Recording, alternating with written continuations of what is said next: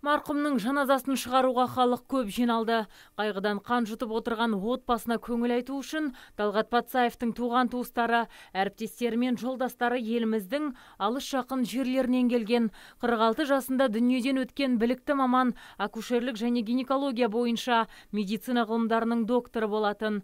Тоқырау жылдары ол оңтүстік Қазақстан облыстық перзентханасында көп жылдар бойы акушер-гинеколог болып қызмет атқарған. Ал 2009 жылдан қазіргі таңға дейін Қазақстан Республикасының денсаулық сақтау министрлігінің акушерлік іс гинекология және перинатология ғылыми орталығының оперблок меңгерушісі болып еңбек етті. Жоғарғы санаттағы маман жұбайы Нұржамал Жардемалиева мен 2 перзент тәрбиелеп өсірген. Еліне адал қызмет атқарған азаматты соңғы сапарға шығарып салу рәсімінде дәрігердің әріптестері марқұмды бір сәт еске алды.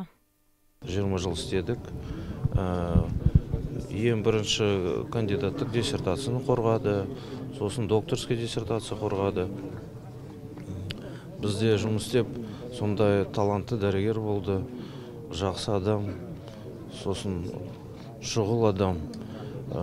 Сосын анау іс сапарға бар рет біздің регионда Қазақстанға әйелдерге, екіқабат әйелдерге көмек беріп.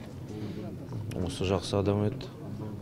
Бірақ өкінішке орай мынау 3 қазанда іс сапарға ұшып қаза болды. Алматы маңында ұшақ апатынан қайтыс болған Талғат Патсаев Қазақстан медицинасында бауырдан донор болған әйелдің жүктілік кезін бақылап, оны босандырып алған алғашқы дәрігер. Марқұм болған маманның әкесі Әнапия Патсаев та танымал профессор, медицина ғылымдарының докторы, анасы да химия саласының ғалымы. Мұсылманша жаназасы оқылып, Құран бағышталып болған соң танымал профессордың денесі жер қойнына тапсырылды. Бұл кісінің есімін көптеген дәрігерлер танитын, оның қазасы медицина саласындағы барлық қызметкерлерге ауыр тиді. Өзгелерді де үйретіп, өзі де үйренуден жалыққан емес. Қай кезде болмасын, ол азаматтан көмекте, қолдауды күтуге болатын.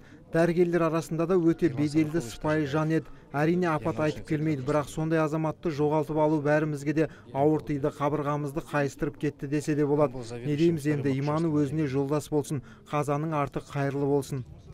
Еске салсақ, 3 қазан күні Алматыдан Шымкентке бет алған санавиация борты 12 минуттан кейін радардан жоғалған.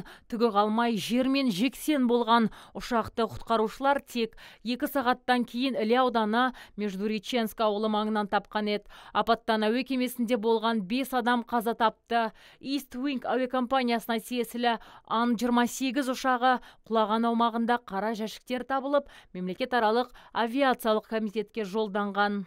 Азиза Мадияр, Абзал Тұрабеков, ТВК телеарнасының жаңалықтар қызметі.